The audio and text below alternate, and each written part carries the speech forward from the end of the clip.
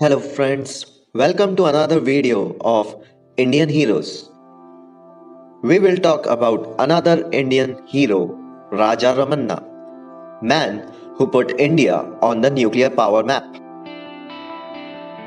Raja Ramanna was born on January 25, 1925 in Tiptur, Karnataka. He came from a rather privileged background.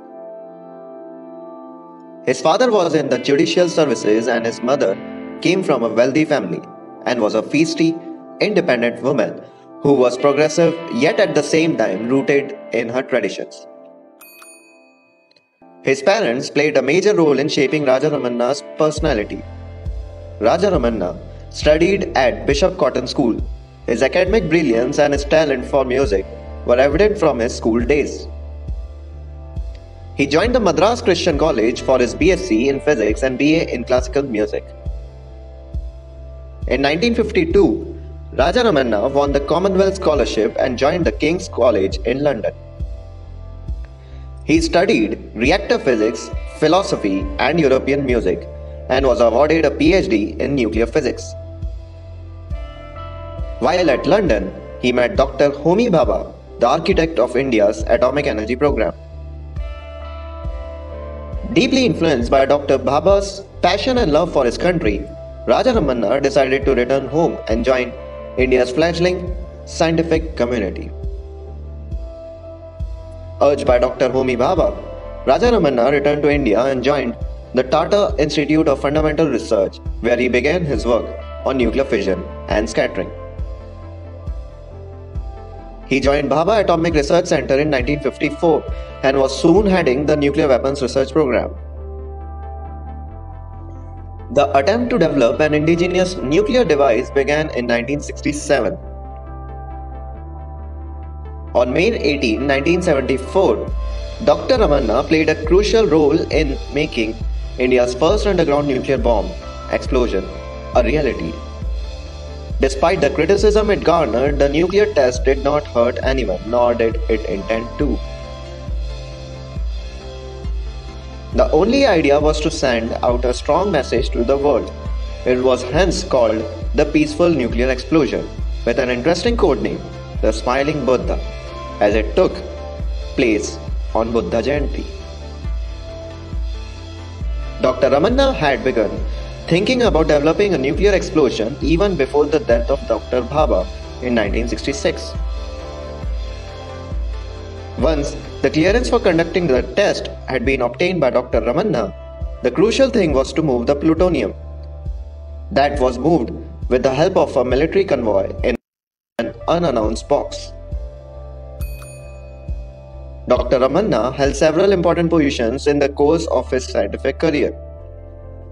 These included the roles of Director in Bhabha Atomic Research Center, Director General in the Defense Research and Development Program, Chairman in Atomic Energy Commission, Vice President in Indian National Science Academy, and Director in the National Institute of Advanced Studies. He also played a major role in setting up the Center for Advanced Technology at Indore and Variable Energy Cyclotron Center at Kolkata. Raja Ramanna's love for music began during his school days, when one of his teachers at Bishop Cotton School noticed his talent and encouraged him to play the piano. Though he studied Western classical music, he had a keen ear for Indian classical music too. Dr. Raja Ramanna gave several public concerts and post-retirement played an active role in encouraging young musical talent by associating with the Bangalore School of Music. His book, The Structure of Music in Raga and Western Systems, shows his abiding passion for music. Raja Ramanna got the Shanti Swarup Bhatnagar Prize for Science and Technology in 1963, Padma Vibhushan in 1975, Padma Shri in 1968, and Padma Bhushan in 1973. He was also appointed as the Union Minister of Defence in the 1990 VP Singh government and became a Rajya Sabha member in 1997. Raja Ramanna died on September 24, 2004 at the age of 79 in Mumbai after suffering a cardiac arrest. No doubt, Raja Ramanna played a very crucial role in nuclear development cycle of India. Hope you like the video. Please subscribe us for more such videos. Thank you.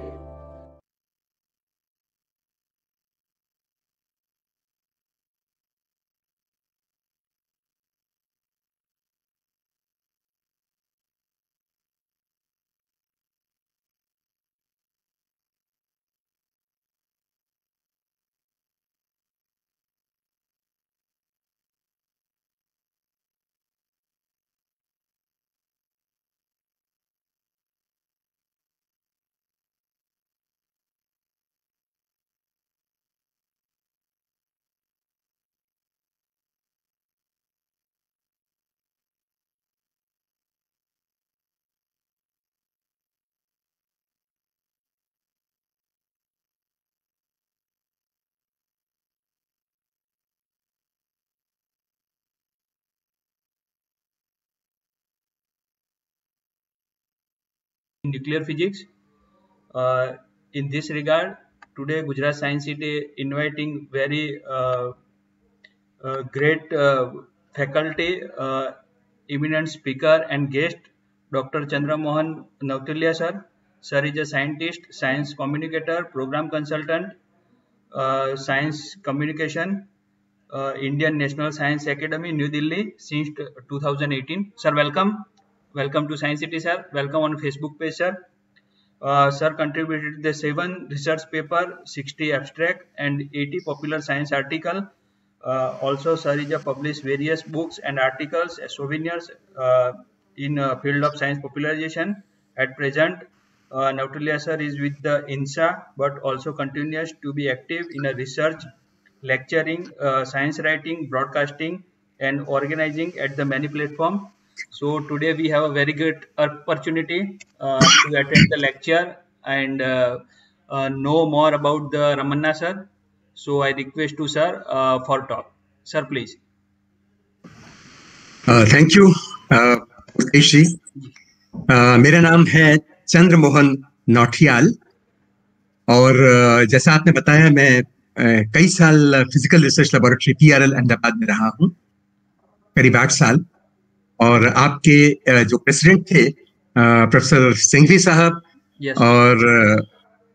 और भी लोग वो वहीं professor थे जब मैं वहां पर स्टूडेंट था. जी. मैं आज जिस चीज के बारे में बात करूंगा वो है हमारे जिनका आज हम बर्थडे मना रहे हैं, जन्मदिन मना रहे हैं पूरे देश में, डॉक्टर राजा रमन्ना. डॉक्टर राजा रमन्ना हमारे देश के बहुत विख्यात न्यूक्लियर फिजिसिस्ट रहे हैं. और मैं थोड़ा सा आज जो आप लोगों को बताऊंगा, बच्चों को उनके थोड़ा जीवन के बारे में, थोड़ा उनके काम के बारे में, और थोड़ा सा मैं, क्योंकि ये साइंस सिटी है, जो साइंस उन्होंने किया उससे जुड़ी हुई साइंस के बारे में मैं आपको बताऊंगा. तो मैं अपना एक पीपीटी आपके साथ शेयर करना चाहूंगा.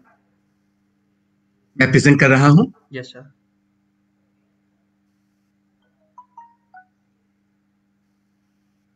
एक सेकंड, फर्स्ट स्लाइड पे ले आऊं.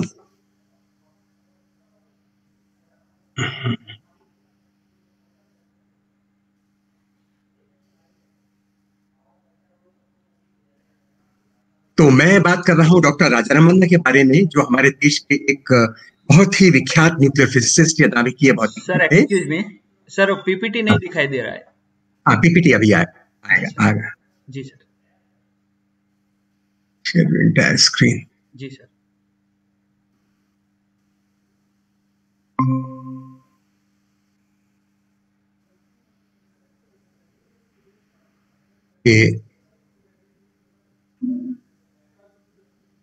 क्या बताया क्यों नहीं, एक सेकेंड फिर से. जी सर. सर स्टॉप शेयरिंग हाँ करके फिर से कीजिए. क्या मैं दोबारा करता हूँ? Yes sir. Stop sharing, present now your entire screen. Entire screen में सर ओपन होगा तो हो जाएगा, नहीं तो पूरा आपका लैपटॉप दिखेगा. अच्छा, एक मिनट रुकिए, मुझे ऐसा तो नहीं कि तो ये खुले हुए हैं? नहीं. Yes sir.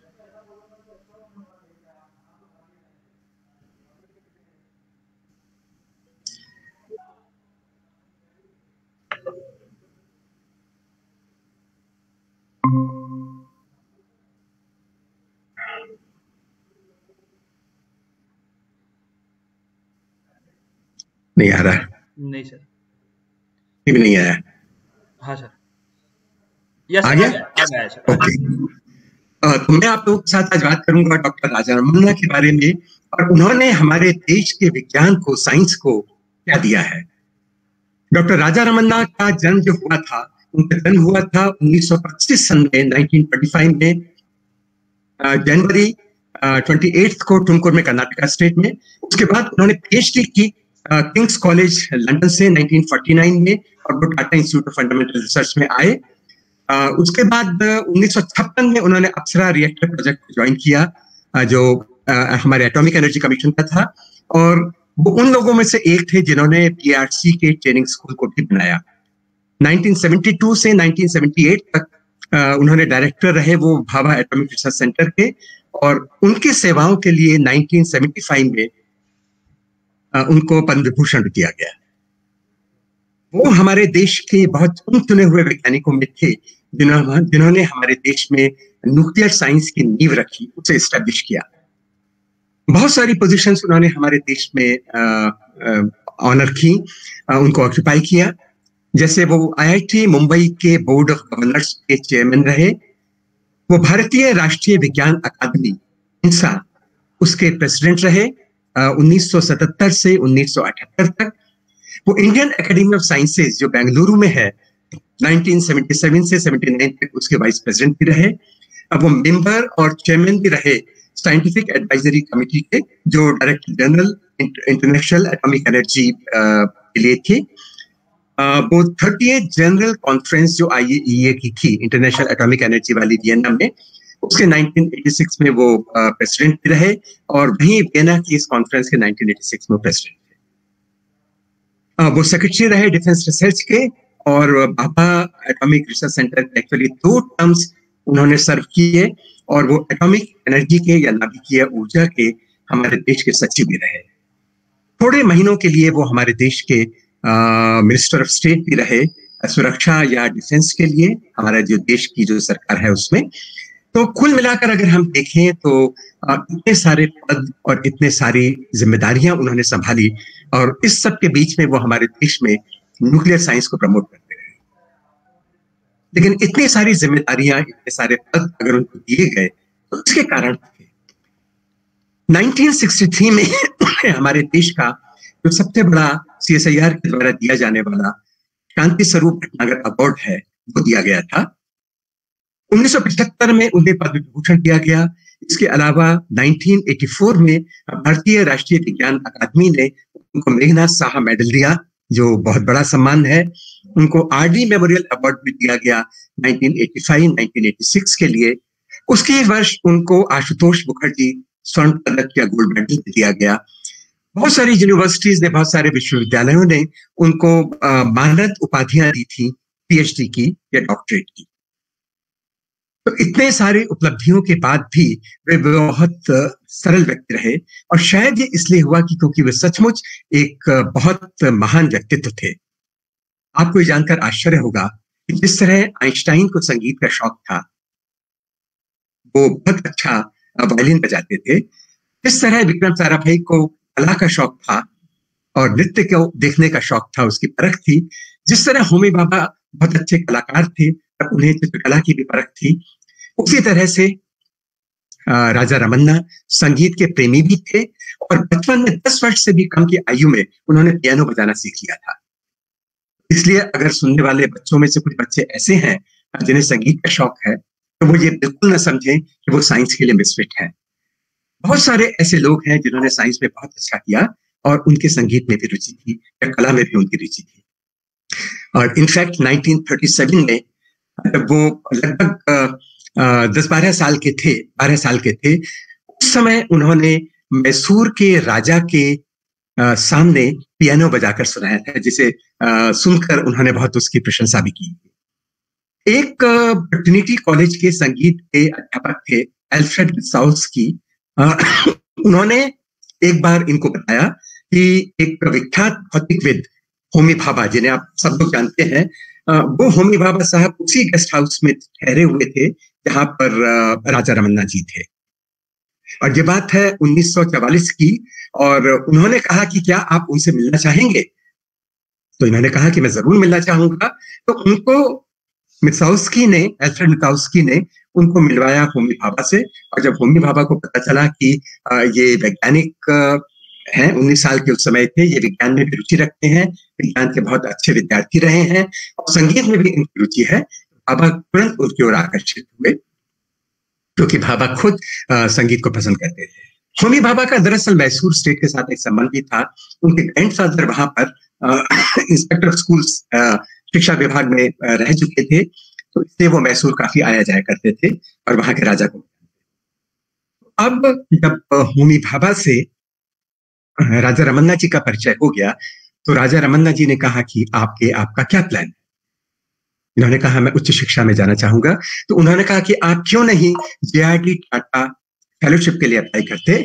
यदि वो आपको मिल जाती है तो आप इंग्लैंड जाकर पढ़ाई कर सकते हैं। उन्होंने उस सुझाव को बहुत गंभीरता से लिया। उन्होंने वहां के किंग्स कॉलेज में एप्लीकेशन दी और उनका सिलेक्शन भी हो गया, और उसके बाद बहुत जल्दी वो इंग्लैंड चले गए।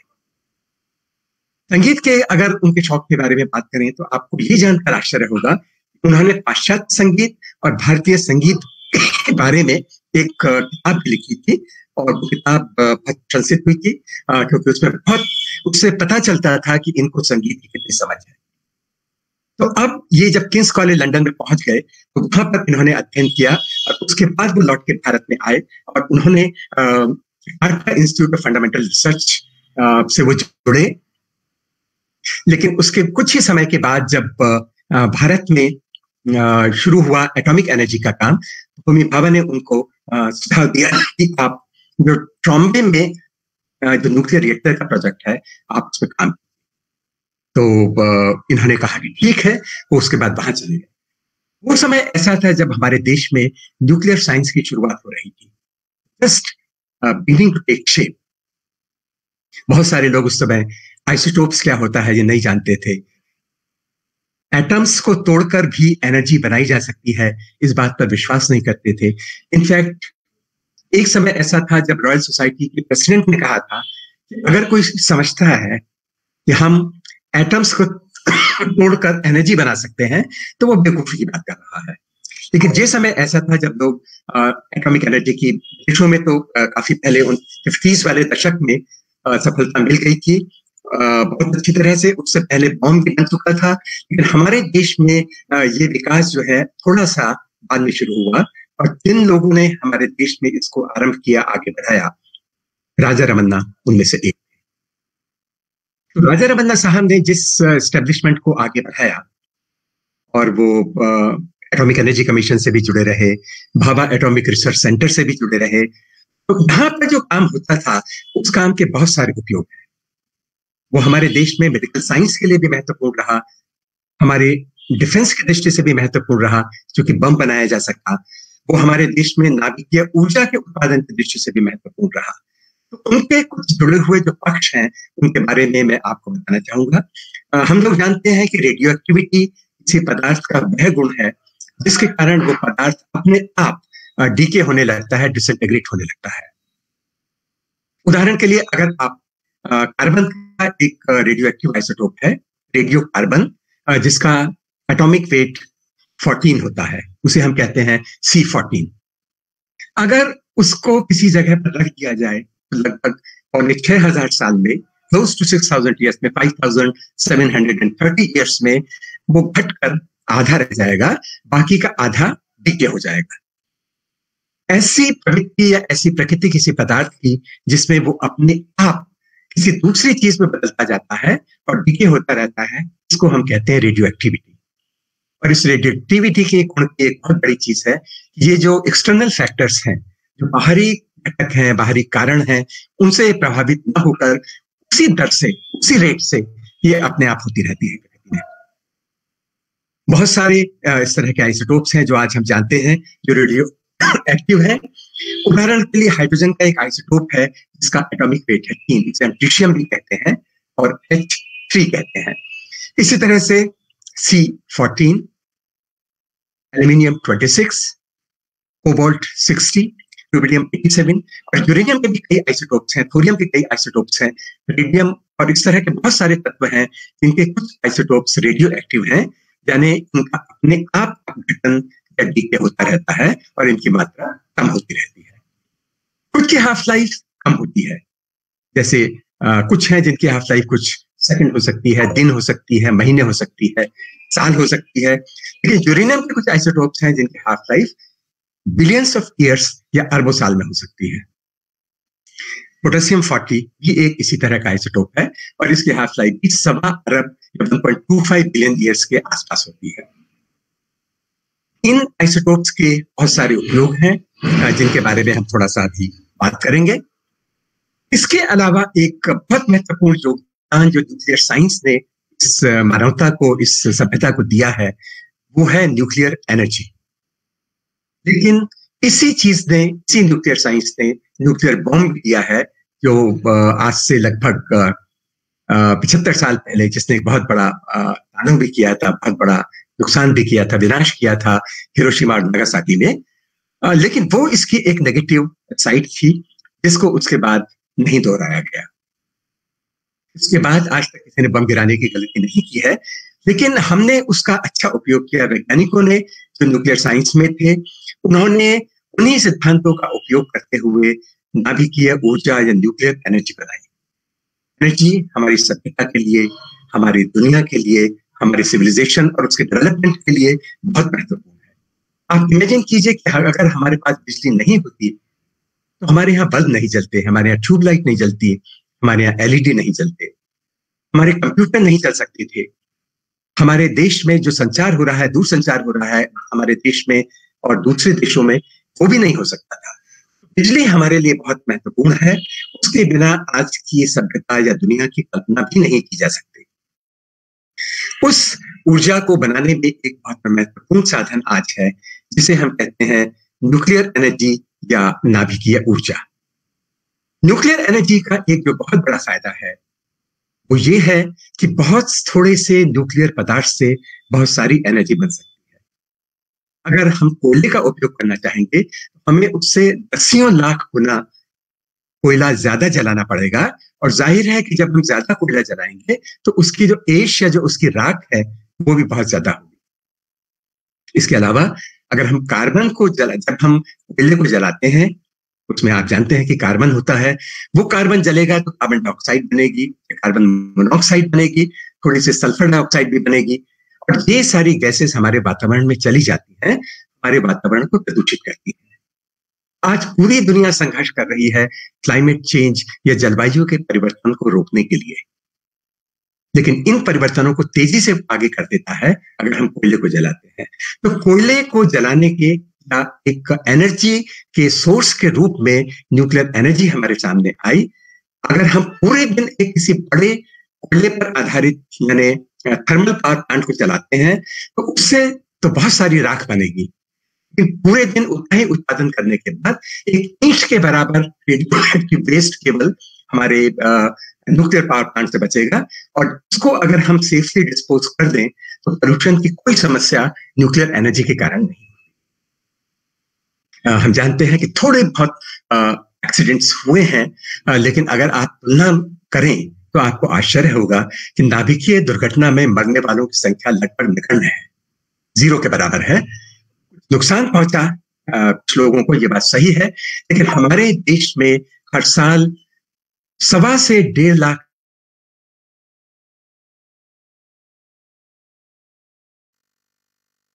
हवाई यात्राओं में या दूसरे एक्सीडेंट्स में मरते हैं, उनकी संख्या कहीं बहुत ज्यादा है। पर नाभिकीय ऊर्जा के कारण इस तरह के कोई एक्सीडेंट्स नहीं हुए जिससे बहुत सारे लोगों को नुकसान पहुंचा हो।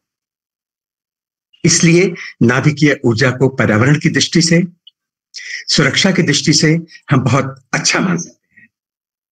इसके अलावा और बहुत सारी चीजें हैं, जैसे न्यूक्लियर सबमरीन अब बन रही हैं, आइसोटोप्स अब बन रहे हैं, इनके बारे में अभी हम न्यूक्लियर सबमरीन के बारे में बात करेंगे। आइसोटोप्स यानी समस्थानिक, उदाहरण के लिए अगर हम किसी एटम की बात करें तो उस एटम के कई तरह के एटम्स हो सकते हैं जिनके एटॉमिक वेट्स या परमाणु भार थोड़ा अलग अलग होंगे। कार्बन अब 12 या 12 के परमाणु भार वाला एटम भी हो सकता है, 13 वाला हो सकता है, 14 वाला हो सकता है। इसी तरह ऑक्सीजन के हो सकते हैं 16 के, 17 के, 18 के। तो एक ही एलिमेंट या एक ही तत्व के वो परमाणु जिनका परमाणु भार अलग अलग होता है लेकिन तत्व वो एक ही होते हैं, उनको हम समस्थानिक या आइसोटोप कहते हैं। इन आइसोटोप्स के उपयोग बहुत सारे क्षेत्रों में है। उदाहरण के लिए जब लोग उसको ट्रेसर की तरह यूज करते हैं तो वो किसी पौधे या प्लांट के अंदर उसे डालते हैं, और जब उस प्लांट में कहीं पर सेल बनता है कहीं पर तो वो कार्बन उसके अंदर प्लांट में उस जगह पहुंच जाता है, और क्योंकि वो रेडिएट एक्टिव है उसकी उपस्थिति, उसकी प्रेजेंस का पता चल जाता है, और हमें प्लांट के जो फिजियोलॉजिकल प्रोसेसेस हैं उनके बारे में पता चल जाता है कि न्यूट्रिएंट्स किस तरह से उनकी जड़ों से होते हुए उनके शरीर में कहां पर और कितनी देर में पहुंच रहे हैं। रेडियो कार्बन जो एक आइसोटोप है उसका हम उपयोग करते हैं पुरानी मिट्टी, पुरानी लकड़ी और इस तरह के दूसरे पदार्थ, हड्डी या चमड़ा या वेजिटेशन, ये कितने साल या कितने हजार साल पुराने हैं इसका पता लगाने में हम रेडियो कार्बन का उपयोग करते हैं। और उन रेडियो कार्बन के लिए स्टैंडर्ड्स भी बनाए जा सकते हैं जो न्यूक्लियर साइंस की सहायता से संभव होता है। वैसे रेडियो कार्बन नेचर में या प्रकृति में नेचुरली उपस्थित होता है हमारे पृथ्वी के वातावरण में, और उनसे वो पेड़ पौधों में आता है, पेड़ पौधों से हमारे और जानवरों के शरीर में आता है और वनस्पतियों में जाता है, और बाद में हम उसका मेजरमेंट करके हम एज निकाल सकते हैं, पर वो एक अलग विषय है, कभी और उसके बारे में बात करेंगे। इसके अलावा जो न्यूक्लियर साइंस है उसमें हम न्यूट्रॉन्स का बम्बार्डमेंट करके कुछ सब्जियों की शेल्फ लाइफ बढ़ा सकते हैं, ताकि अगर हम उनको काफी दिन तक भी रखे रहें तो वो खराब ना हो। इसको हम न्यूट्रॉन्स के बम्बार्डमेंट से करते हैं। न्यूट्रॉन एक्टिवेशन से नई तरह के आइसोटोप्स बनाने का काम किया जा सकता है, और इसके लिए हम रिएक्टर्स का उपयोग करते हैं। और एक बहुत महत्वपूर्ण उपयोग जो आइसोटोप्स का है, जिसके बारे में सुनकर आपको आश्चर्य होगा, कि हम कार्बन के एक आइसोटोप का उपयोग करते हैं जिससे ये पता चलता है कि अगर किसी व्यक्ति के शरीर में कैंसर का रोग है तो वो कहां पर है। इसका तरीका बहुत आसान है। एक रेडियो एक्टिव ट्रेसर को कार्बन के या ऑक्सीजन के किसी शरीर में इंजेक्ट कर दिया जाता है। जहां पर कैंसर होगा वहां पर सेल्स बहुत तेजी से बढ़ रहे होंगे, उनकी संख्या बड़ी तेजी से बढ़ रही होगी। तो सीधी सादी बात है कि जो हमारे शरीर के न्यूट्रिएंट्स हैं, जो पोषक पदार्थ हैं, वो भी उस अंग में ज्यादा तेजी से जाएंगे। अगर हम कार्बन के रेडियोएक्टिव किसी आइसोटोप को जिसकी हाफ लाइफ कम है उसको वहां पर अगर इंजेक्ट कर देते हैं, वो भी वहां पर पहुंच जाएगा। और कुछ समय के बाद हम उस व्यक्ति को अगर एक ऐसे मशीन के अंदर रख दें जिसे हम पॉजिट्रॉन इमिशन टोमोग्राफी की मशीन कहते हैं, तो उसके शरीर से जब उसके शरीर के अंदर जब उस कार्बन आइसोटोप का डीके होगा तो उसमें से जो किरण निकलेंगी, वो किरण जो पॉजिट्रॉन निकलेंगे, वो वातावरण में उपस्थित इलेक्ट्रॉन के साथ अभिक्रिया करके एनाहिलेट हो जाते हैं, गायब हो जाते हैं। और इस प्रकृति में जो रेडिएशन वो निकालते हैं, उस रेडिएशन को इंस्ट्रूमेंट की सहायता से पता लगाया जा सकता है कि वो निकल रहा है। जिस जगह से वो रेडिएशन निकल रहा है उस जगह पर पता चल जाता है कि वहां पर कैंसर है। इससे इस पॉजिट्रॉन इमिशन टोमोग्राफी के उपयोग से आजकल बिना किसी के शरीर के अंदर किसी चीज को डाले ये पता लगाया जा सकता है कि कैंसर कहां पर है। अब आप देखिए, जिस न्यूक्लियर साइंस की शुरुआत पदार्थ को समझने के लिए या बम बनाने के लिए या न्यूक्लियर एनर्जी को बनाने के लिए की गई थी, उसके मेडिसिन जैसी कंस्ट्रक्टिव चीज में भी कितने उपयोग है। तो इस तरह से न्यूक्लियर साइंस को अगर हमारे देश में इतना बढ़ावा मिला, तो ये हमारे देश में बढ़ावा इसलिए मिल सका क्योंकि राजा रमन्ना साहब जैसे वैज्ञानिकों ने इसमें योगदान दिया। अहमदाबाद में फिजिकल रिसर्च लेबोरेटरी है, भौतिक अनुसंधान प्रयोगशाला, और उस प्रयोगशाला में बहुत सारे ऐसे साइंटिस्ट रहे हैं और अभी भी हैं जिन्होंने आइसोटोप्स में और न्यूक्लियर साइंस के इस एस्पेक्ट पर शोध की है। अगर आप देखें तो वहां पर प्रोफेसर देवेंद्र लाल रहे जो बॉम्बे TIFR से आए थे। उनके सहयोगी थे प्रोफेसर MN राव थे, प्रोफेसर गोपालन थे, प्रोफेसर भंडारी थे, डॉक्टर गोस्वामी थे, डॉक्टर भट्टाचार्य थे। और इसके बाद यहाँ तक कि जब वहां पर कुछ नई तकनीकों का उपयोग शुरू किया गया, जैसे थर्मोल्यूमिनेसेंस या ऑप्टिकली स्टिमुलेटेड ल्यूमिनेसेंस जो प्रोफेसर सिंघवी ने वहां पर शुरू की, इनमें भी रेडियो एक्टिविटी का उपयोग था। और इस ग्रुप को हमारे देश में लीडिंग ग्रुप कहा जा सकता है। और आपको जो लोग यहाँ गुजरात के जो लोग इसको सुन रहे हैं, अहमदाबाद के जो लोग मुझे सुन रहे हैं, उन्हें जानकर गर्व होना चाहिए कि उनके अपने अहमदाबाद में वो इंस्टीट्यूशन है जहां पर आइसोटोप्स और न्यूक्लियर साइंस के इस क्षेत्र में हमारे देश में सबसे अच्छा काम हुआ है। ये उन जगहों में से एक है। लेकिन आपके मन में सवाल ये आएगा कि हमने आइसोटोप्स की बात की, उसके तरह तरह के फील्ड्स में उपयोग की बात की, लेकिन न्यूक्लियर एनर्जी, इसके लिए किस तरह से रेडियो एक्टिविटी या न्यूक्लियर साइंस का उपयोग है? मैं आपको याद दिलाऊंगा, आपने ये इक्वेशन जरूर सुनी होगी जिसे आइंस्टाइन ने दिया था, E = mc²।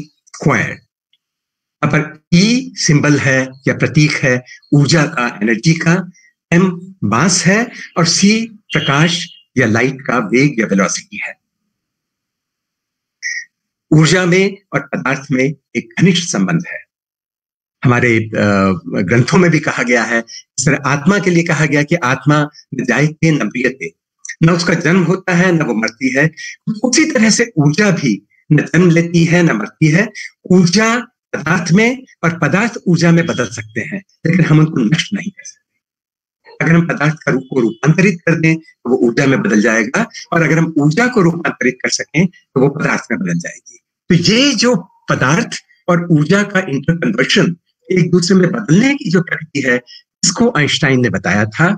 और इसी सिद्धांत पर न्यूक्लियर एनर्जी का उत्पादन संभव हुआ, वो मैं थोड़ा सा आपको बताना चाहूंगा। हम एक छोटी सी बात ये समझ लें कि जब किसी एटम को तोड़ा जाता है और अगर वो एटम अपने से छोटे खंडों में टूट जाता है, तो ये भी संभव है कि उस प्रक्रिया में ये जो दोनों खंड हैं, इनका मास उस पेरेंट एटम के मास से कम हो। तो ये जो मिसिंग मास है, ये मिसिंग मास दरअसल ऊर्जा के रूप में होता है।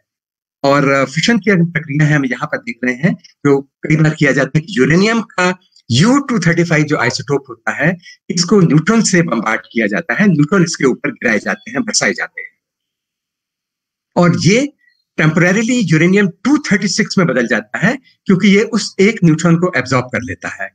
लेकिन ये जो यूरेनियम 236 है, ये स्टेबल नहीं है, स्थायी नहीं है। ये उसके बाद क्रिप्टॉन 92 में और बेरियम 141 में टूट जाता है। और आप देखेंगे कि इसका मास, जो इसका पेरेंट आइसोटोप या पेरेंट एटम है, उसके मास से थोड़ा सा कम है। अगर आप 92 को और 141 को जोड़ेंगे तो वो 236 से कम है। ये तीन न्यूट्रॉन जो अब अलग हो गए, ये तीनों न्यूट्रॉन उससे निकलते हैं, इसमें एनर्जी भी निकलती है गामा रेज की फॉर्म में।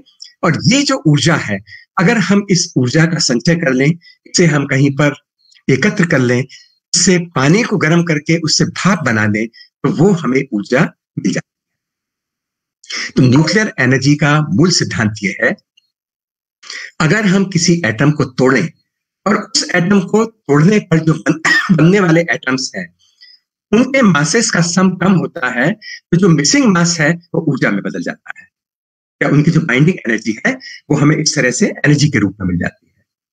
तो ये इसका सिद्धांत है। और इसमें आप देखिए कि अगर हम 1 किलोग्राम का कोयला जलाएं, उससे जो हमें एनर्जी मिलेगी, उसके मुकाबले 30 लाख गुना एनर्जी हमें मिलेगी अगर हम उतने 1 किलोग्राम यूरेनियम का उपयोग करके हम ऊर्जा बनाएंगे। मतलब पोल्यूशन भी बहुत कम होगा। इस प्रक्रिया को, जिसमें हम न्यूट्रॉन के को बम्बार्ड करके फिशन करते हैं, इसको हम कहते हैं इंड्यूस्ड या प्रेरित फिशन रिएक्शन। तो ये होता क्यों है? अब आप देखिए कि मैं बहुत इसको डिटेल में नहीं बताऊंगा, लेकिन आप देखिए कि बहुत सारे एलिमेंट्स हैं जो स्टेबल नहीं होते। और क्यों नहीं होते? जैसे जैसे किसी एटम का साइज बढ़ता जाता है, उसके न्यूक्लियस से, उसके केंद्रक से, उसके जो इलेक्ट्रॉन्स हैं, जो उसके न्यूट्रॉन और प्रोटॉन हैं, उनके बीच की जो फोर्स है वो कम होती जाती है, जिसे हम न्यूक्लियर फोर्स कहते हैं। और न्यूक्लियर फोर्स जितनी तेजी से कम होती है, वो काफी फास्ट गिरती है। अगर वहां पर उदाहरण के लिए अगर किसी नाभिक के अंदर प्रोटॉन्स भरे हुए हैं, न्यूट्रॉन्स हैं, तो न्यूट्रॉन्स पर चार्ज नहीं होता, वो एक दूसरे को ना रिपेल करते हैं ना अट्रैक्ट करते हैं। लेकिन जो प्रोटॉन होते हैं वो एक दूसरे को रिपेल करते हैं, क्योंकि दोनों पर पॉजिटिव चार्ज होता है। और जैसे जैसे न्यूक्लियस का साइज बढ़ता है, रिपल्शन ज्यादा डोमिनेंट होने लगता है कंपेयर टू न्यूक्लियर फोर्स की जो उनको बांध कर रख रही थी। इसलिए आप देखेंगे कि आमतौर पर जो बड़े न्यूक्लियाई हैं वो अनस्टेबल होते हैं और वो रेडियो एक्टिव होते हैं। और उनकी बाइंडिंग एनर्जी की टर्म्स में हम ये समझा सकते हैं, मैं नहीं जानता आप सब स्टूडेंट्स किस क्लास के हैं, शायद 11th-12th तक के स्टूडेंट्स हैं। आप लोग जब ग्रेजुएशन में जाएंगे तो आपको पता चलेगा कि जितनी अच्छी बाइंडिंग एनर्जी, जितनी ज्यादा बाइंडिंग एनर्जी किसी एटम के अंदर होगी, उसको तोड़ना उतना मुश्किल होगा। लेकिन अगर हम उसको तोड़ते हैं तो उतनी ही ज्यादा एनर्जी रिलीज भी होगी, निकलेगी। ये कैलकुलेशन में छोड़ देता हूं। अब हम एक बात को और समझें, न्यूक्लियर एनर्जी और न्यूक्लियर बॉम्ब। आम आदमी समझता है कि न्यूक्लियर एनर्जी और न्यूक्लियर बॉम्ब दोनों एक ही चीज है, लेकिन ये बात बिल्कुल गलत है। एक बॉम्ब से मतलब है जब हम न्यूक्लियर एनर्जी का इस तरह से प्रोडक्शन करते हैं कि वो अनकंट्रोल्ड हो जाए, तो वो न्यूक्लियर बॉम्ब होता है और उसके विस्फोट से नुकसान होता है। बहुत ऊर्जा रिलीज होती है जिससे लोगों का, बिल्डिंग्स का, जो भी आसपास होता है वो डैमेज हो जाता है। लेकिन न्यूक्लियर एनर्जी में उन्हीं सिद्धांतों का उपयोग करते हुए उसमें भी हम एटम को तोड़ते हैं, लेकिन उससे जो ऊर्जा निकलती है उस ऊर्जा को हम नियंत्रित करते हैं रिएक्टर के अंदर, और उसको हम उसके चारों तरफ जो पानी को बहाकर उस ऊर्जा को अवशोषित कर लेते हैं, एब्जॉर्ब कर लेते हैं, और उस ऊर्जा के कारण उस पानी का टेम्परेचर बढ़ जाता है और वो भाप में बदल जाता है, और वो भाप जाकर टरबाइन को चलाती है। और उस टरबाइन के अंदर आप जानते हैं कि वो कैसे काम करेगा। उस टरबाइन के बाद जब वो टरबाइन घूमता है तो अगर किसी मैग्नेटिक फील्ड के अंदर हम किसी कॉइल को घुमाते हैं तो उसके अंदर एक इंड्यूस्ड ईएमएफ या इलेक्ट्रोमोटिव फोर्स पैदा हो जाती है। दूसरे शब्दों में हम कहें तो जब वो टरबाइन जिसके साथ कोई सोलिनॉइड या कोई कॉइल बंधी हुई है मैग्नेटिक फील्ड के अंदर घूमती है तो उसके अंदर इलेक्ट्रिक करंट बहने लगती है। इस इलेक्ट्रिक करंट को हम कहते हैं बिजली, और इसी बिजली का उपयोग करके अपने उपकरणों को चलाते हैं। इसको हम कहते हैं कंट्रोल्ड न्यूक्लियर फिशन। अगर हम पूरी दुनिया की बात करें तो ये 1919 का डाटा है, 1919 का, करीब 454 न्यूक्लियर पावर रिएक्टर्स हैं, हमारे देश में भी हैं, और अभी पिछले कुछ साल में ही कई न्यूक्लियर रिएक्टर जैसे कुरनकलम का है वो स्थापित हुआ है। 250 से अलग न्यूक्लियर रिसर्च रिएक्टर्स भी हैं इस पूरी दुनिया में। और जैसे मैंने अभी आपको चित्र से समझाया था, हम एक न्यूट्रॉन से बम्बार्ड करते हैं यूरेनियम 235 को, वो टूट जाता है क्रिप्टॉन और बेरिलियम में, उसमें 3 न्यूट्रॉन्स में निकलते हैं और उसके अलावा गामा रेस के रूप में एनर्जी निकलती है। इस एनर्जी को जैसा आप इस चित्र में देख रहे हैं, उसके चारों तरफ जो पानी बहाया जाता है वो पानी उस हीट को एब्जॉर्ब कर लेता है, गर्म हो जाता है, भाप बन जाता है और टरबाइन को चलाता है। और जब टरबाइन के अंदर के कारण से वो सोलिनॉइड या वो कॉइल जो है मैग्नेटिक फील्ड में घूमती है तो उसमें इलेक्ट्रिक करंट यानी बिजली पैदा होती है। लेकिन अब आप कहेंगे कि बम में और न्यूक्लियर रिएक्टर में क्या अंतर है? मैंने जैसा आपसे कहा था कि न्यूक्लियर बम का मतलब अनकंट्रोल्ड एक्सप्लोजन ऑफ एनर्जी, लेकिन कि न्यूक्लियर रिएक्टर के अंदर हम क्या करते हैं कि जहां पर न्यूट्रॉन्स का प्रोडक्शन हो रहा है वहां पर हम अगर कैडमियम की रॉड्स को या हम ग्रेफाइट की रॉड्स को उसमें डुबा देंगे, उसके अंदर डाल देंगे, तो इनकी खूबी ये होती है कि ये न्यूट्रॉन्स को एब्जॉर्ब करते हैं। और अगर ये न्यूट्रॉन्स को एब्जॉर्ब करेंगे तो जो चेन रिएक्शन अंदर चल रहा था वो धीमा हो सकता है, धीमा हो जाएगा और हमारी जो एनर्जी का प्रोडक्शन है वो कंट्रोल्ड होगा, कम ऊर्जा प्रोड्यूस होगी। इन कैडमियम की या ग्रेफाइट की रॉड्स को या अब दूसरी भी चीजों का प्रयोग किया जाता है, इनको उसके अंदर डालकर हम जो न्यूक्लियर एनर्जी की प्रोडक्शन का रेट है उसको कंट्रोल करते हैं, इसीलिए हम इसको कंट्रोल्ड न्यूक्लियर फिशन कहते हैं। वैसे अगर हम इस को शट डाउन भी कर दें इस रिएक्टर को, तब भी क्योंकि ये रिएक्शन एकदम नहीं रुकेगा, तो थोड़ी देर तक उसके बाद भी प्रोडक्शन होता रहेगा, तो इसलिए उसको कंट्रोल किया जाना बहुत जरूरी है। और अगर हम उसको कंट्रोल नहीं कर पाएंगे तो ये एक बम की तरह हो जाएगा। लेकिन आजकल जो न्यूक्लियर रिएक्टर्स हैं ये बहुत सुरक्षित हैं, उनके अंदर पूरी तरह से व्यवस्था है, क्योंकि हम जानते हैं कि एक अमेरिका का 3 माइल आइलैंड का जो एक्सीडेंट हुआ था, में भी एक जगह कुछ वर्ष पहले एक एक्सीडेंट हुआ था, लेकिन इन दोनों में हम एक तरह से कहें तो मानवीय गलती थी, ये उस इंस्ट्रूमेंट की गलती नहीं थी, क्योंकि जो जापान का न्यूक्लियर रिएक्टर था वाला, उसमें रिकमेंड कर दिया जा चुका था कि उस न्यूक्लियर रिएक्टर को बंद कर दिया जाए। ये भी रिकमेंड किया गया था कि उसके चारों ओर जो समुद्र के पानी के आने के लिए को रोकने के लिए दीवारें थी, जो वॉल्स थी, उन वॉल्स की ऊंचाई को भी बढ़ा दिया जाए। और ये भी कहा गया था कि उसकी मेंटेनेंस काफी समय से नहीं हुई है, वो मेंटेनेंस भी की जाए।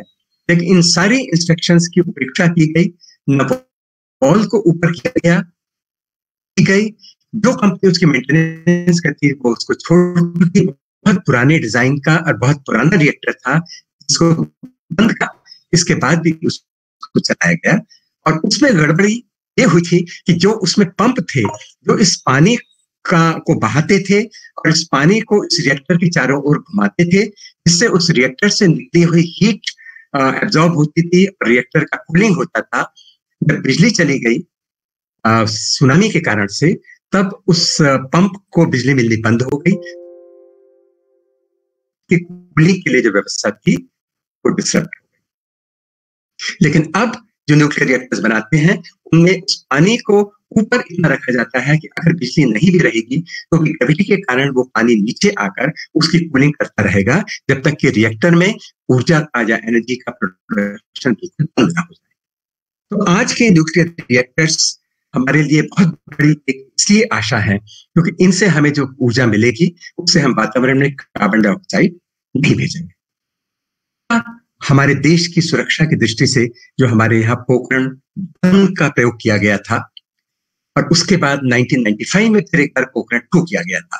तो ये जो पोखरण है ये हमारे देश में राजस्थान में है, जैसलमेर में, ये थार डेजर्ट के अंदर आता है।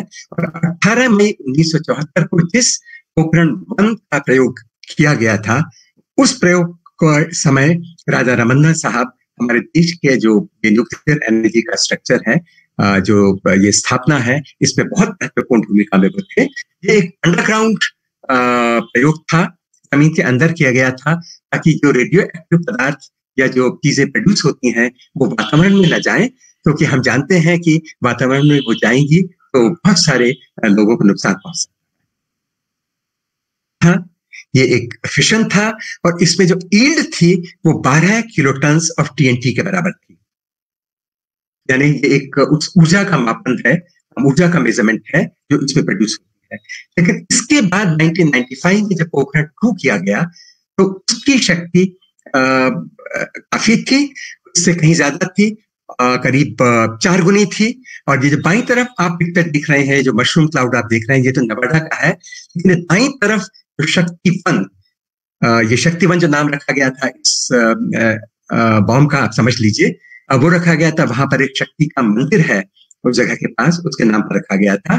और इनके कोड नेम हुआ करते हैं इन प्रयोगों के, इनको बताया नहीं जाता। तो 12 से 13 मई के बीच में 1998 में पोखरण के 24 वर्षों के बाद इसमें 2 टेस्ट किए गए थे, जिसमें 5 डिवाइसेस को चलाया गया था।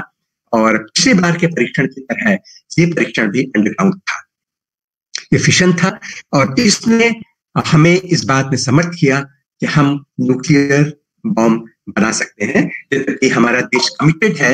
हम केवल शांतिपूर्ण कामों के लिए इसका उपयोग करेंगे, नाभिकीय ऊर्जा का, और हम पिछले काफी साल से कर भी रहे हैं। लेकिन हमारे पास परमाणु शक्ति है जो एक डेटरेंट की तरह काम करती है और किसी देश को हमारे देश पर परमाणु या नाभिकीय अटैक करने से रोकेगी।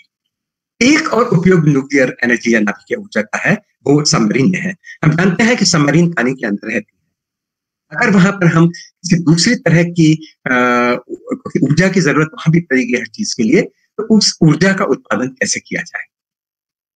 भारत इस बात में सफल हुआ है। इससे पहले मैं जहां तक समझता हूं केवल 5 देश थे जो इसमें समर्थ थे, लेकिन भारत ने भी इसमें सफलता हासिल की कि उसने न्यूक्लियर सबमरीन पहले खरीदी, उसके बाद खुद भी विकसित की, और अब सबमरीन जब पानी के अंदर जाती है तो बहुत समय तक पानी के अंदर रहेगी, क्योंकि उसको बाहर आकर हवा की जरूरत नहीं पड़ेगी, हवा लेने की, जिससे वहां पर किसी चीज को हम जला सकें। अब हमें जलाने की जरूरत नहीं है, न्यूक्लियर एनर्जी हम वहां पर प्रोड्यूस कर रहे हैं।